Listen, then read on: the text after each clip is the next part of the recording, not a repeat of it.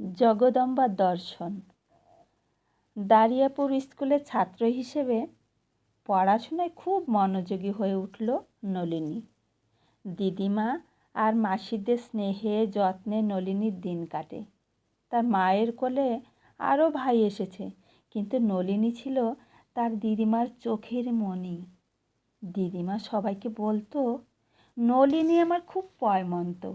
ও আসার পর থেকে কোনো কাজে লোকসান হয়নি আমার। যা হাতে নিয়েছি তাতেই সোনা ফলেছে।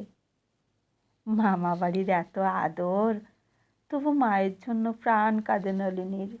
সময় সুযোগ পেলেই সে কুতুবপুর চলে আসে মায়ের কাছে। সপ্তাহের শেষে 2-1 দিন সে ছুটে যেত কুতুবপুর।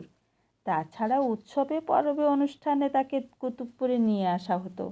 এইরকম কোনো একবার মনে হয় ছর্দি কুসুমের বিয়ে অথবা জ্ঞাতি ভাইদের কারো পৈতে উপলক্ষে নলিনী কুতুবপুর এসেছিল।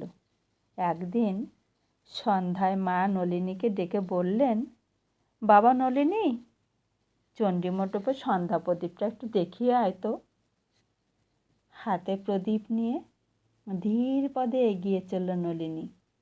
নির্জন নিস্তব্ধ চণ্ডীমণ্ডপে সন্ধ্যার অন্ধকার ঘন হয়ে এসেছে।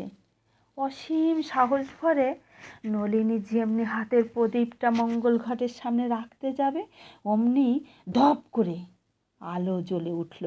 আলোক মণ্ডলের মধ্যে দশভুজা দেবী দুর্গার মূর্তি দেখতে পেল।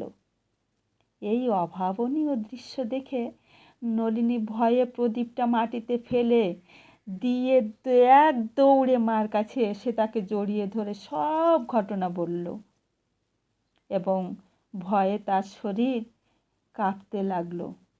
মা নলিনীকে আশ্বস্ত করে বোঝালেন, ভয় কি বাবা, তুই দশভুজা ভগবতীর দর্শন পেয়েছিস, এ তো মহাভাগ্যের কথা।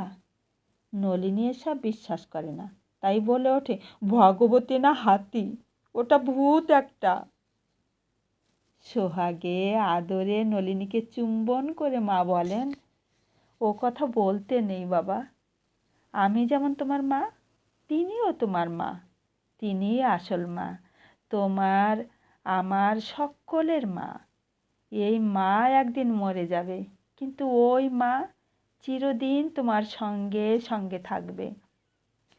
তুই যদি ভয় না পেতিস, মা হয়তো তোর সঙ্গে কথা বলতেন।